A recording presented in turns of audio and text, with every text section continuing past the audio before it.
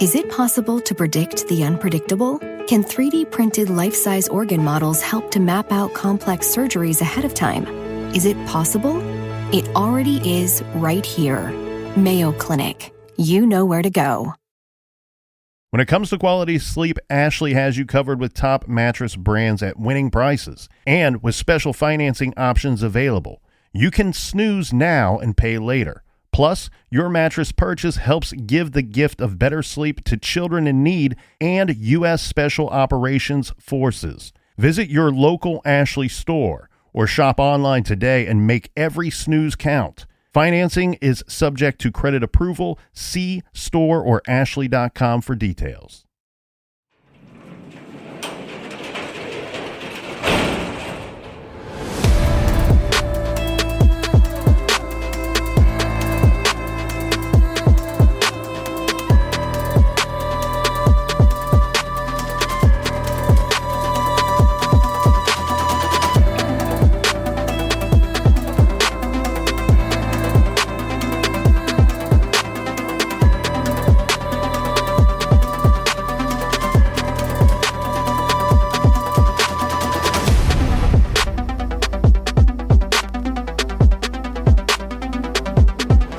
Welcome to True Crime Garage. Wherever you are, whatever you are doing, thanks for listening. I'm your host, Nick, and with me, as always, is a man with a reminder that you don't bring a knife to a chainsaw fight. Here is the captain. Yeah, I can't afford to cut up people these days with gas prices being so high. It's good to be seen and good to see you. Thanks for listening. Thanks for telling a friend.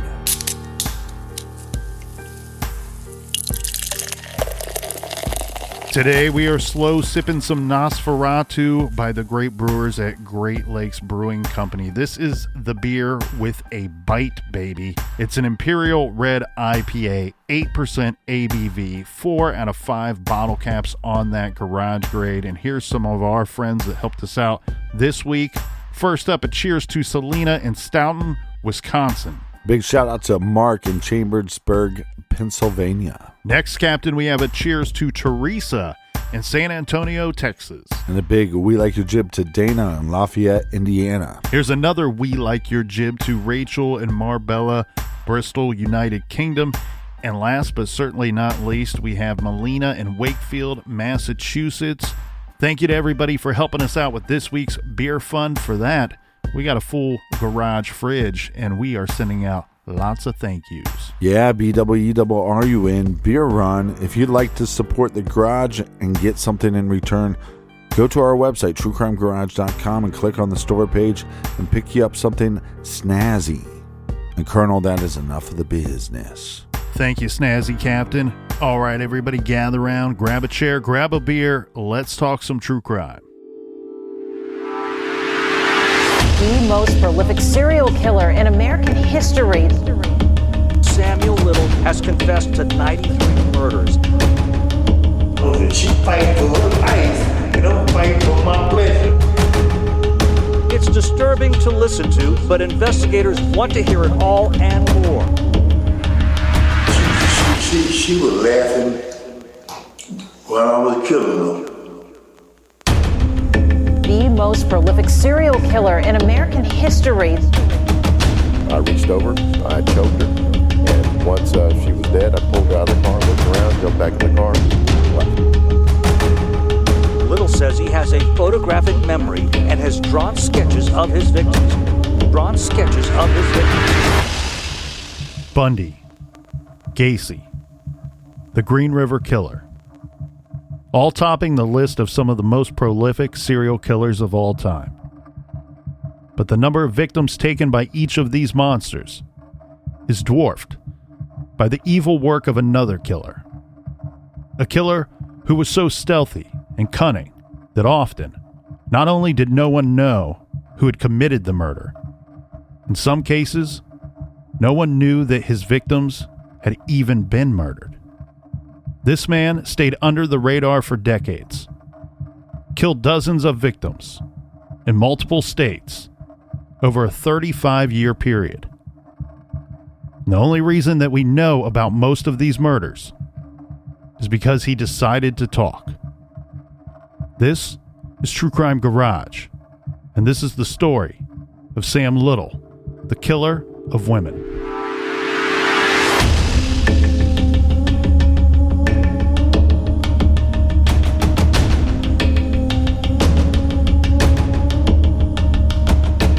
When we left off yesterday, cold case detectives in LA were working on building a case of 3 homicides committed by Sam Little, and they are starting to connect him to other similar cold case homicides in other states.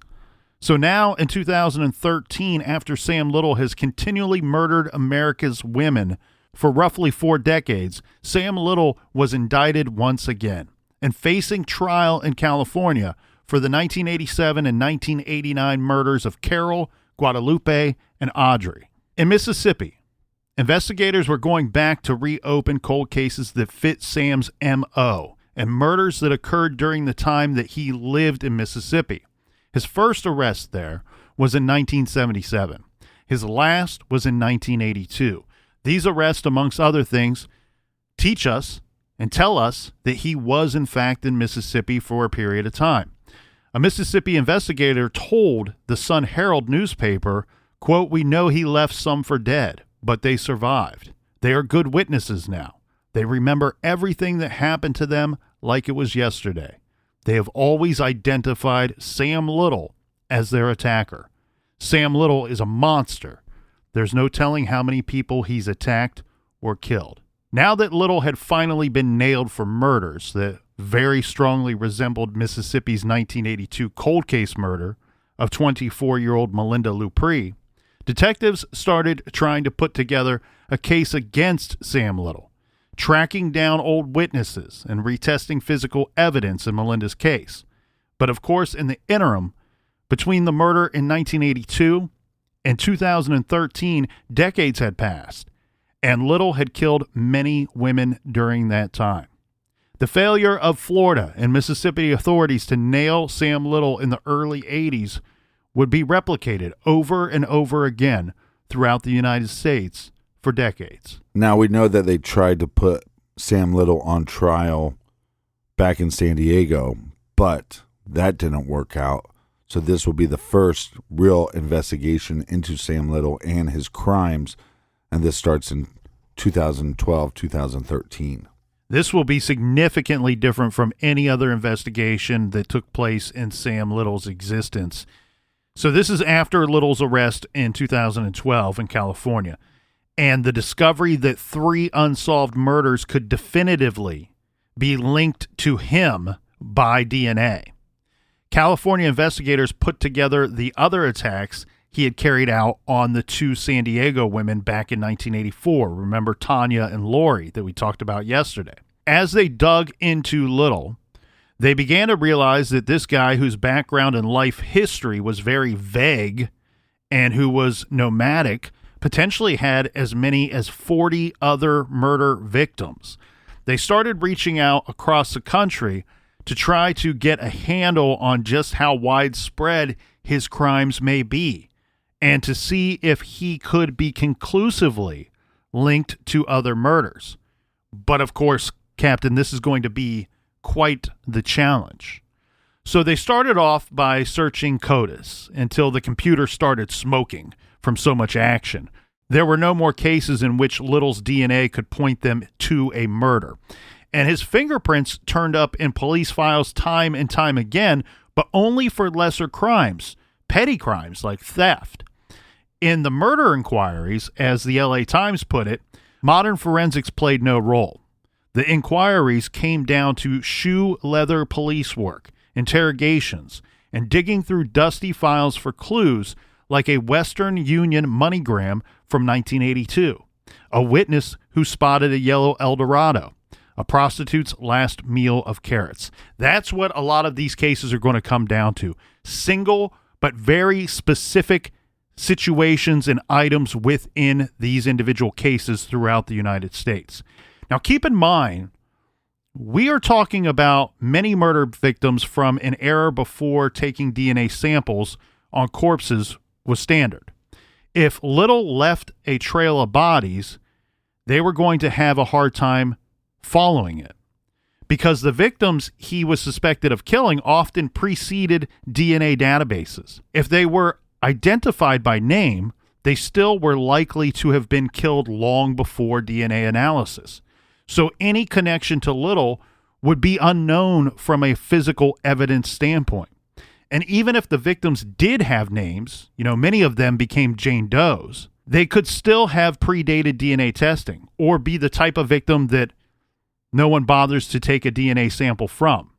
Many of his victims were sex workers, and performing a rape kit was deemed useless in a lot of these cases. That sounds horrific, and that's going to be jaw-dropping to many people to hear that statement. But it is, in fact, true. When you have a sex worker, you can't just simply say that, oh, we found semen from Sam Little on this victim, therefore he must have killed her. It doesn't work that way, because his defense could be as simple as this. I had consensual sex with that woman. I paid her, and then I left. And then later somebody else came along and killed that woman and left no DNA on her or no semen on her. And it's that simple. It's shocking, but it's true. I think it's hard to investigate somebody like Sam Little because he's a criminal 100% of the time. If you take somebody like BTK, for example, he's living part of his life as a normal, upstanding citizen. He doesn't commit crimes. He has this double life as a serial killer. Sam Little is a criminal 100% of the time. He's street smart, too. And he's going to know how to talk with police. He's going to know how to dodge their questions. You point out a very good, interesting fact there, Captain. This is somebody that has sat across the table many times or sat in the back of a cruiser many times in his existence, not facing murder charges, not being suspected of murder. This is being picked up for other crimes. He's used to talking to police. Now, there's been a lot of piling on in Sam Little's case, and I get it. And I've been part of that at times as well, where I go, oh, the atrocities. How could law enforcement let this guy kill for 4 decades? Well, it's not just that simple. They didn't let him kill. Some of these cases, and I think we need to look at this on a case-by-case basis and throw criticism where it's due. But I also think that there was a lot of good detective and police work that was done in many of these cases. I think in San Diego, we talked about the 1984 cases, the attempted murder cases. There was a lot of good police work on that case. They had the right guy in court. They just couldn't get a guilty verdict from the jury. Let's talk about some things that were working in Sam Little's favor and working very much against the investigators and the detectives looking into these homicides. Let's start with L.A., because L.A. is very intriguing here in the Sam Little case. In the late 80s, when Sam Little killed 3 victims that we know of, in Los Angeles, there were several serial killers all at work at the same time. So think about that. You have these stranger-on-stranger murders, which are incredibly difficult to investigate to start with. We have victims living a high-risk lifestyle. I'm not victim blaming. It's just the truth, people. That makes it difficult to investigate their homicides. And then you have several other active unknown serial killers working all in the same area and all with similar victimology to their crimes. Ones that I can think of, for instance, you have Lonnie David Franklin Jr., better known as the Grim Sleeper, killed 10 plus in Los Angeles between 1985 and 2007. You want to not sleep tonight? Look up a picture of that guy. Michael Hughes is another.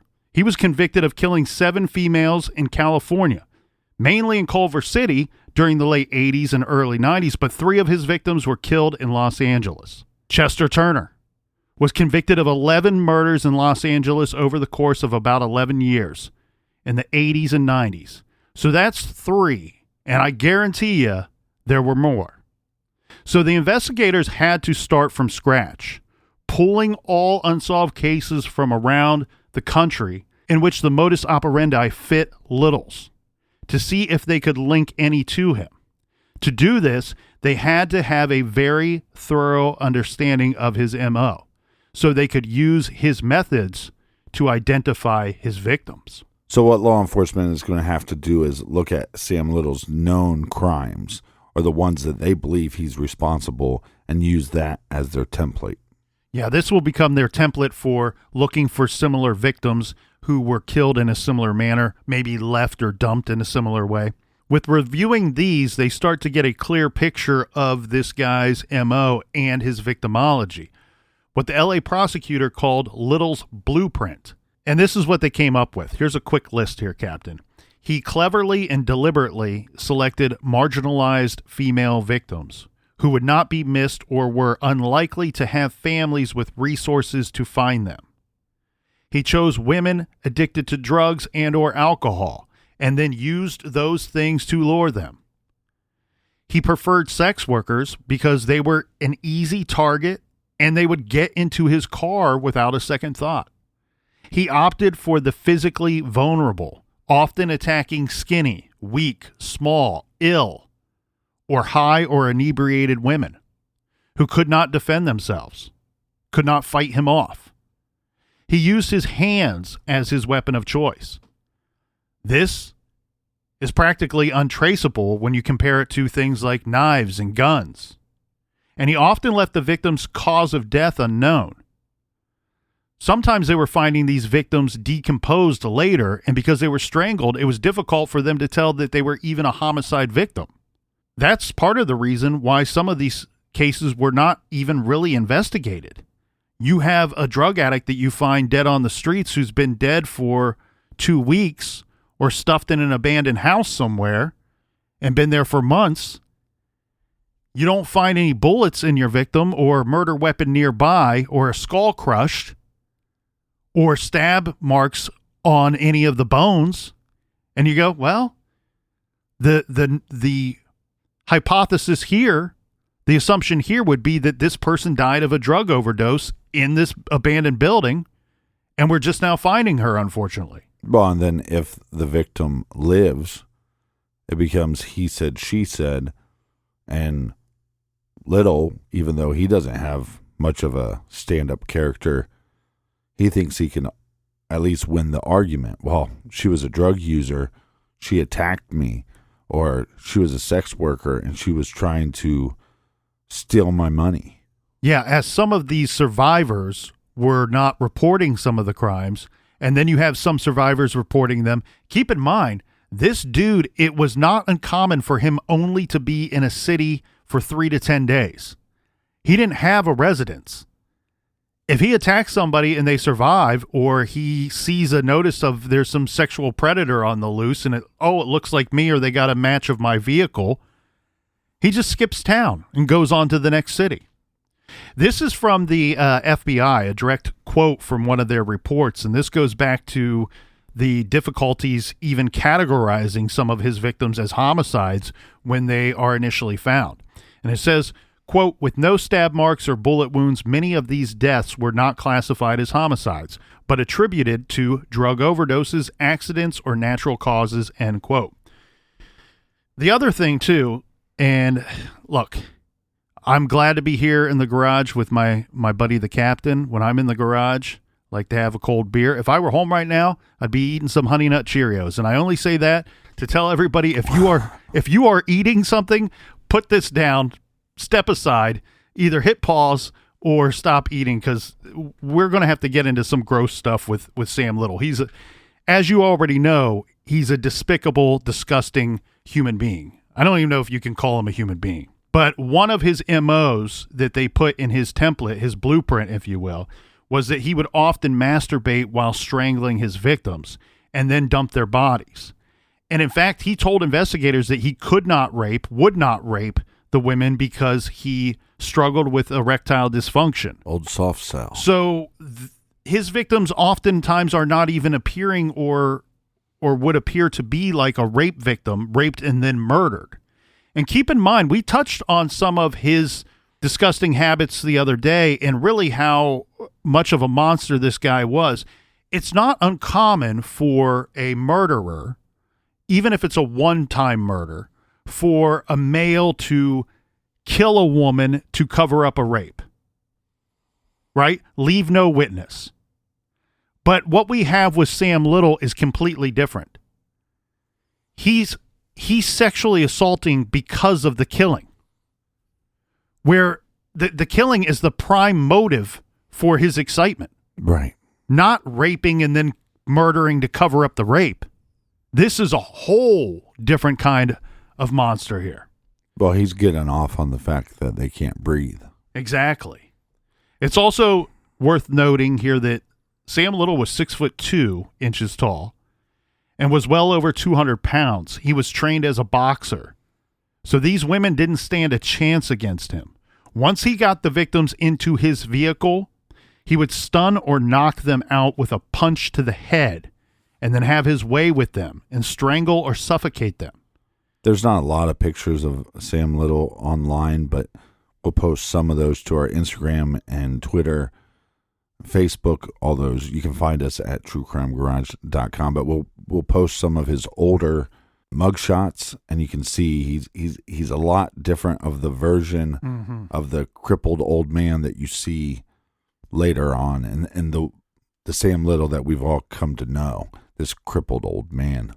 Yeah, by the time we see him on TV and we are able to hear of his horrible crimes that he committed, he's in a wheelchair and he looks like a sick old man by this point. And you're going to go, Nick, you're lying. There's no way he was 6'2", over 200 pounds. But trust me, he was. Listen to this. Okay. Investigators say, we know he punched one victim with such force that when he struck this victim in the abdomen, he broke her spine. This is from the autopsy report of Audrey Nelson, one of Little's 1989 LA victims. Quote, injuries throughout her body revealed pre-death blunt force trauma consistent with having been punched repeatedly in the head. Nelson suffered severe bruising underneath her skin. This bruising extended into her chest muscles, stomach, and abdomen. In addition, the hard bone of her spine was crushed during a blow to the upper central abdomen, with deep bruising to the stomach itself. It was a sign of considerable force. Like many of Little's victims, Audrey's body displayed drag marks. Very early in Little's serial killer career, he stopped bothering to bury or even hide his kill, just discarding the corpses on roadsides, in alleys, ditches, parking lots, ravines, what have you, wherever he happened to find himself. Think about this, though, too. His early victims, and we see this a lot of times with serial killers, where they will go to great lengths, they will put a great deal of effort into concealing their crimes early on. And then after a while, they start to get confident. They start to believe, you know what, I can get away with this. I'm smarter than the police.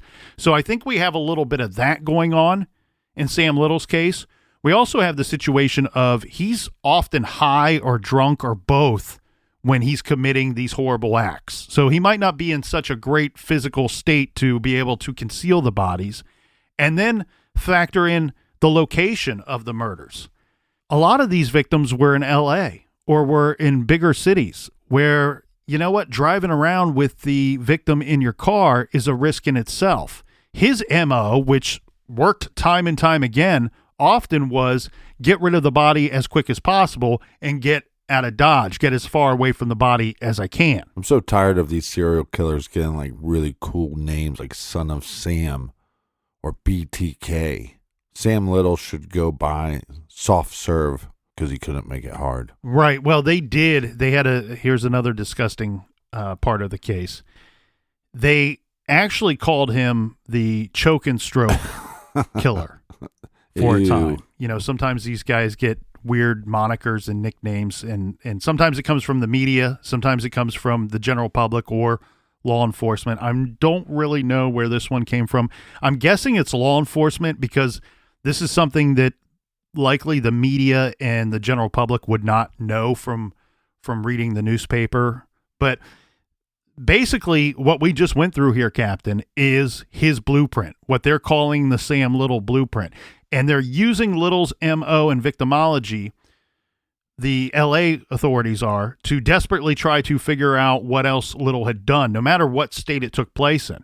But again, because they couldn't match anything else up on CODIS with his DNA, they're kind of blindly searching in the dark for more victims. So basically, they had to notify every law enforcement agency around the entire country. Go ahead and Google that number to see how many law enforcement agencies there are in this country, and say, hey, do you have any violent, unsolved murders of women, probably sex workers, drug addicts, or homeless with strangulation as the cause of death between the years of, let's say, 1960 and 2012? I mean, can you imagine trying to put together this list? This is an enormous task. It would be easier to figure out a way to get him to talk. But of course, we know that when he's first arrested, he refused to cooperate. He did not even cop out to the 3 women with whom his DNA had been found. When he did talk to detectives about his history of arrests, he said they were for shoplifting and petty thefts. No mention of nearly 100 dead women he would eventually be linked to. Well, and they poked and prodded him, but they couldn't get him aroused. After he was charged with those 3 counts of murder for the 87 and 89 homicides in L.A., in April of 2013, L.A. homicide detectives called in the big guns. They get the FBI involved, and they bring in analyst Christy Palazzolo from the FBI's VICAP. They wanted help compiling cases that could be attributed to Sam Little. They wanted the FBI to do some digging into his background to try to reconstruct his life, which could lead to more victims. So they could have kind of a roadmap of his life, of where he was at what times. VICAP maintains a database of known crimes and categorizes MOs and other characteristics like manner of death and victimology that can help locate similar crimes and thus link perpetrators. They knew Little's MO, so Palazzolo started digging. In June of 2013, she issued a VICAP alert asking detectives across the nation to check their files for unsolved strangulation murders of vulnerable women. Soon, her timeline of Little's life became 150 pages. She started cross-referencing events and locations in Little's life that overlapped with crimes in the VICAP database. And now, years later, the FBI is still digging.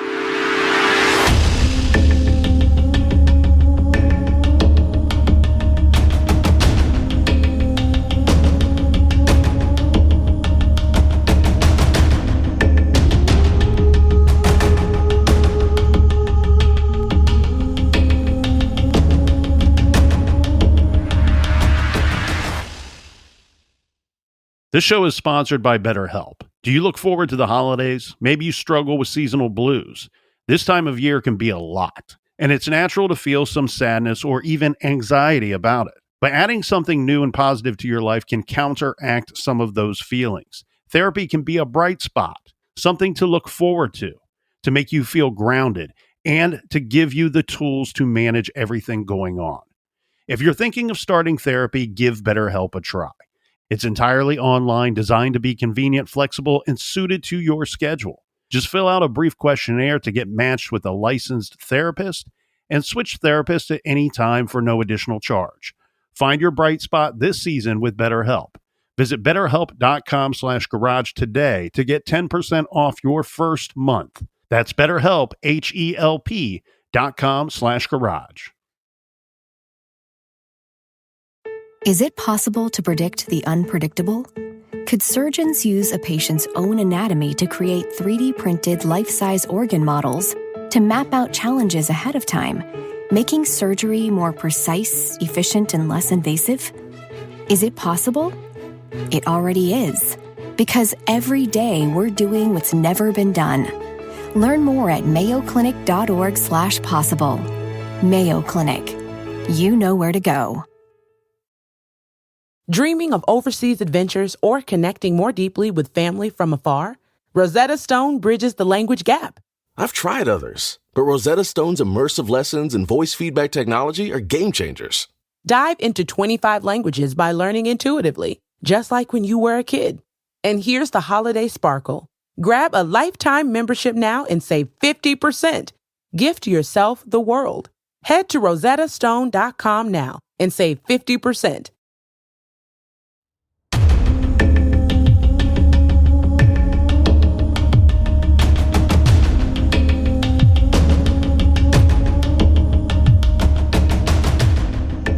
All right, we are back. Cheers, mates. Cheers. We got Colonel Computer and Sam Soft Serve Little. Cheers to the people in the back. Those are the ones that count the most. This is going to take us to the 2014 trial, the murder trial for the 3 murders that he committed in Los Angeles. Now, prosecutors armed themselves with information about possible other crimes in other jurisdictions, lining up witnesses to testify against Sam Little, such as the survivors of his attacks in Mississippi and San Diego. These women testified that they remembered him. They remembered his large hands and how he beat and choked them. Investigators in California were able to link Sam Little's to crimes in 24 states. But in a 56-year life of crime, he had served only about 10 years in prison. He was suspected of multiple murders, but never convicted of a murder. Well, good news, Captain. That all will end in 2014. Well, I don't want to sound like a pessimist, and I guess it's better to be caught late than never. Yes, and this is one of those situations where it's going to be some kind of answer for the families, and we're talking about a lot of families in this case. So there is some good that comes out of it. You feel like you lost, right? I know that investigators and prosecutors feel like they lost all around in the Sam Little case, but there is some good. You are bringing some closure, giving some answers to these many families that were just left guessing for many years. Remember, some of these victims were Jane Does for a long period of time, or still are Jane Does. So it only took the jury 2 hours to convict Sam Little of the murders of Guadalupe, Carol, and Audrey.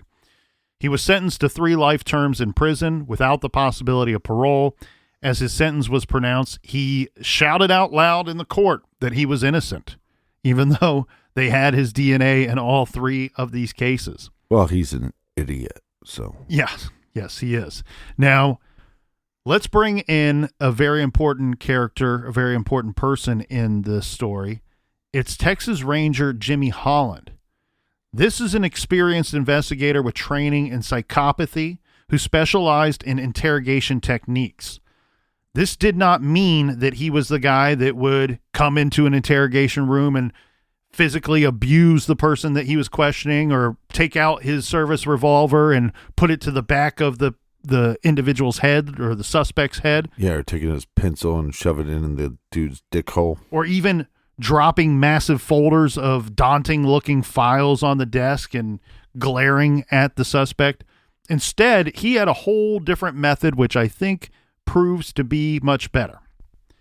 Instead, he calmly appealed to the ego and used the carrot approach, bribing his suspects with little concessions that would incentivize them to cooperate. Now, let's think about Sam Little. He's locked up for life. He's an old man. 3 life terms in prison without the possibility of parole. You are going to die in prison, sir. Now, can you help us out at all? Do you want to sit in your cell all day long, or do you want to sit in this room and talk to me? Well, in December of 2017, Jimmy Holland was teaching an interrogation class pertaining to questioning of psychopaths and sociopaths at a police conference in Florida. He started chatting with a crime analyst. This was Angela Williamson, a 41-year-old Australian with a doctorate in molecular biology and expertise in forensics. She was employed by VICAP and a Justice Department initiative to train and fund local police in sexual assault investigations. During Holland and Williamson's conversation, 2 detectives from Florida came up and asked them if they knew anything about a California serial killer who was refusing to talk. These detectives suspected Sam Little in an unsolved Florida case, maybe more than one. Holland was intrigued.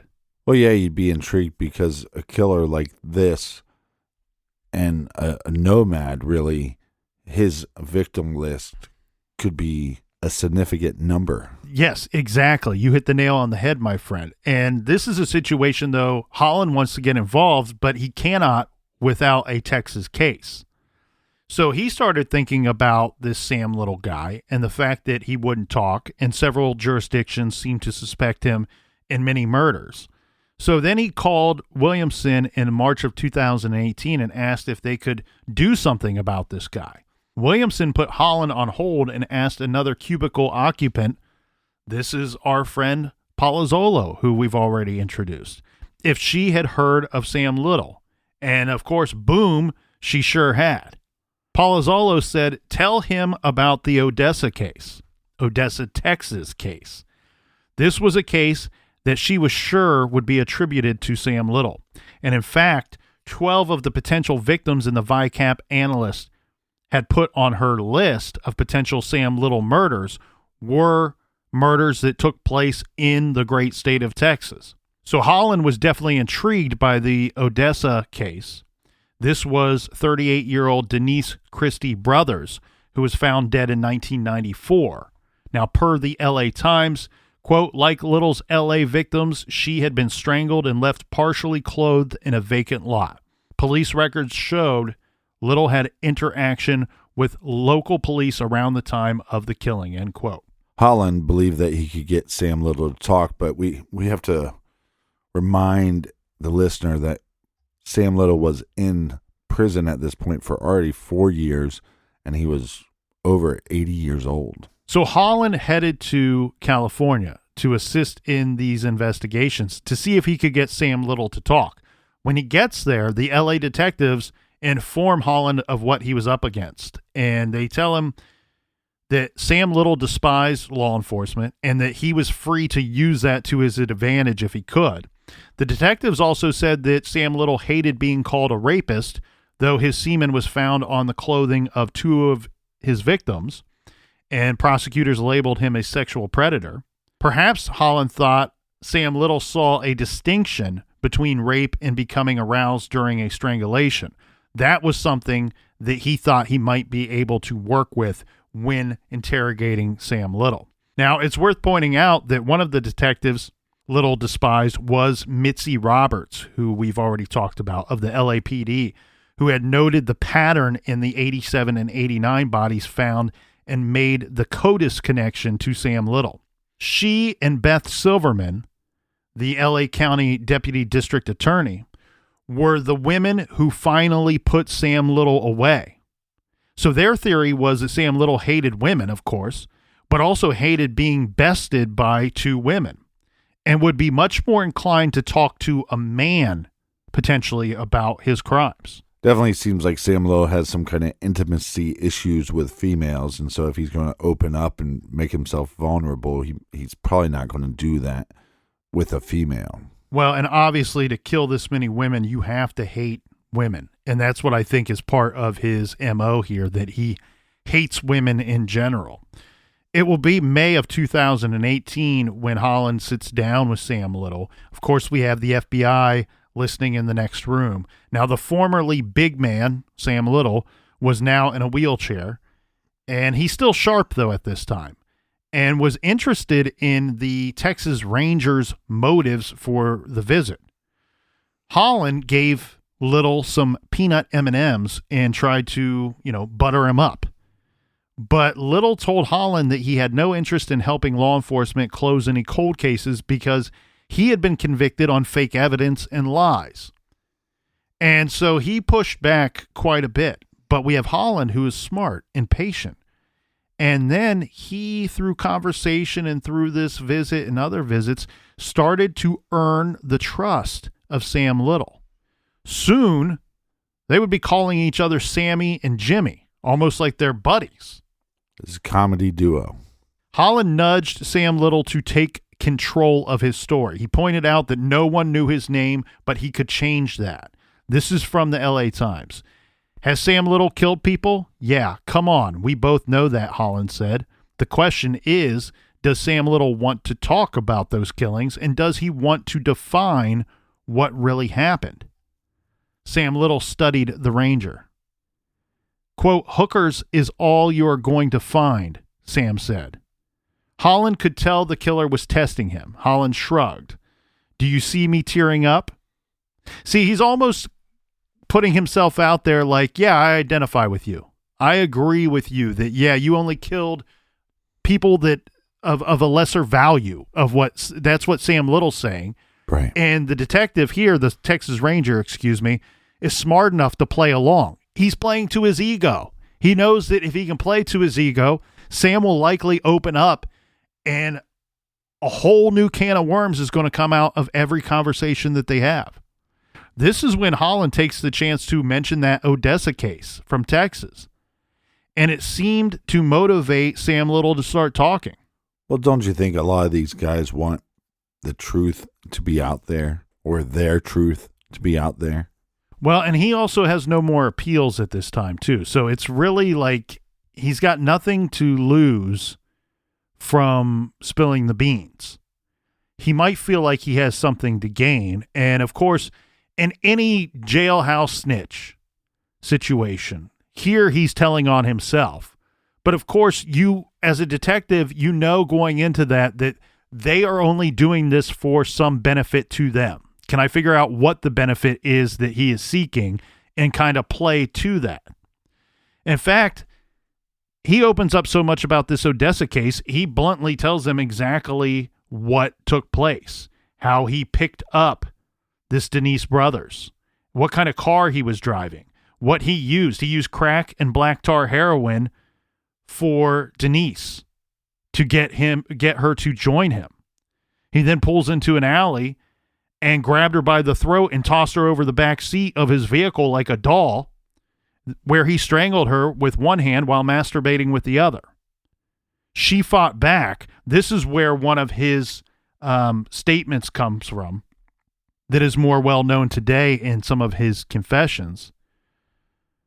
But he said that he would make these encounters as long and slow as possible because the act of killing was synonymous with sex for Sam Little. So he's often letting his victims repeatedly regain consciousness. He said that the last time that Denise came to, her head was in his lap.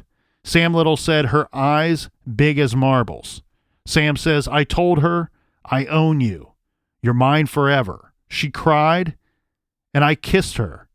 I kissed her tears from her face, and then squeezed the life from her.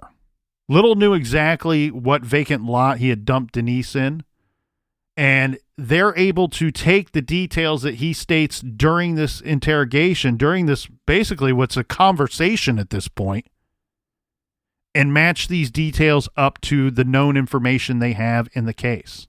Well, Sam Little is going to tell law enforcement that he stopped counting his killings at 84 victims. I mean, that's a very large number of victims. And then very oddly, Captain, he goes into detail about his first murder and his last murder. And his first murder was a woman that he met in a bar in Miami on New Year's Eve, 1970. This was a victim that we spoke about yesterday, Mary Brosley, in our trailer for this week's episodes.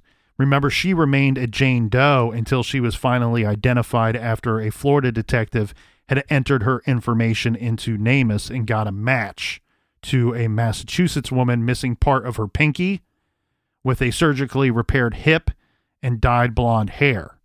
So even though they identified her, this good detective did good work with the NamUs program to identify her through dental records.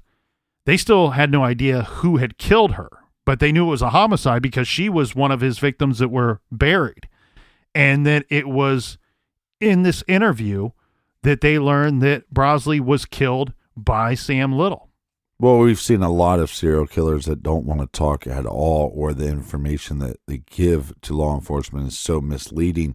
But everything that Sam is saying, would give you hope, I think, as law enforcement, that you're going to uncover more answers for more victims, and that's going to lead to closing some of these cases. Yes, and he says that his last murder victim was in 2005. This would be 7 years before he was identified by that CODIS hit. And this was a murder from Tupelo, Mississippi. Now, this is all interesting because he gives detailed accounts of the first and last murders, but we know that there's going to, unfortunately, be a whole lot of carnage between those two bookended murders. Now, after getting him to talk, of course, law enforcement's confident at this point that Sam Little is willing to talk about his other crimes, his other murders. So what they end up doing here, Captain, is they get a letter from a Texas prosecutor pledging not to pursue the death penalty for Sam Little for any of the Texas murders that he confesses to. And Little agreed to start talking about more murders. But again, remember, he wants something in trade. He wants a transfer to a Texas prison facility. That same day, after these negotiations, he confesses to 17 more murders, all female victims. He starts off with really an emotionless tally provided by Sam Little. He simply says, Jackson, Mississippi, 1 victim. Cincinnati, Ohio, 1 victim. Phoenix, Arizona, 3. Las Vegas, 1. And so on and so on. Most of these victims weren't on the FBI's list. Palazzolo resorted to Google searches as they tried to keep up with all of these grim confessions coming from their prisoner. Well, like I said, law enforcement has to be optimistic because they're making some headway with this serial killer. And as of mid-November 2018, law enforcement has been told by Sam Little that he's responsible for over 90-some homicides. Yeah, this was an announcement actually to the general public, where law enforcement is saying that Sam Little has confessed to murdering dozens of women, and he might be linked to as many as 90 homicides. This will be because they're probably going to need the public's help at some point. Now, 2 weeks later, the FBI announced that the VICAP team have confirmed 34 of his murder confessions, saying that Sam Little wasn't making any of this stuff up. Little claimed to have killed 93 women between 1970 and 2005 in 18 or 19 states, ranging from all the way to Florida and to California. More than 30 of his confessions remained unmatched. They have yet to be linked to any known victims. This as of late last year. The FBI webpage has a list of these and the details and drawings, which we will get to in a minute, furnished by Sam Little. Some of the confessions were no surprise whatsoever. He confessed to the murder of Melinda Lepre, who we already talked about, who was murdered, and he had not been indicted for after a grand jury vote. He also confessed to that old Gainesville case that he had eluded conviction on. Patricia Mount was her name. Eventually, Sam Little admitted to killing Carol, Guadalupe, and Audrey in L.A. in 87 and 89, which, of course, we already knew based off of DNA and other circumstances that he did kill those women. And then, of course, he confessed to 88 more. Little said to the L.A. Times that he confessed in the end because he knew his time was running out and he wanted to help the families get closure and perhaps exonerate someone wrongfully accused. Others said that Little clearly wanted credit for what he had done. The New York Times said, quote, investigators who have spoken to him say he also appears to enjoy the attention he is receiving as he recites details only a killer would know, after decades of discussing them with no one. Whatever his motives, Beth Silverman, the LA prosecutor who locked Little up for good in 2014, said that his confessions were hardly a victory for law enforcement.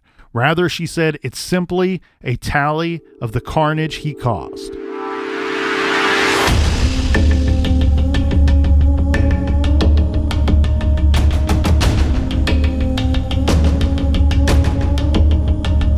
So much more to get to.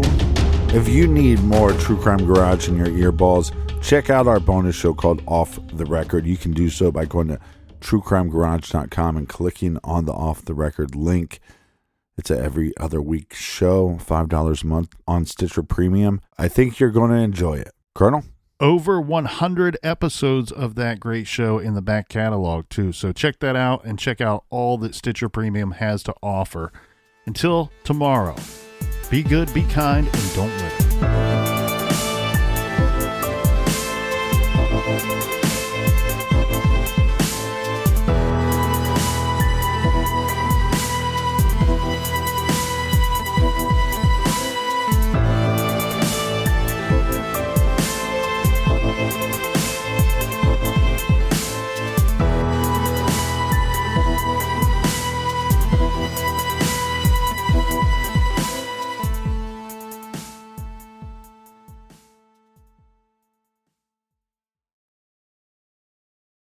Is it possible to predict the unpredictable?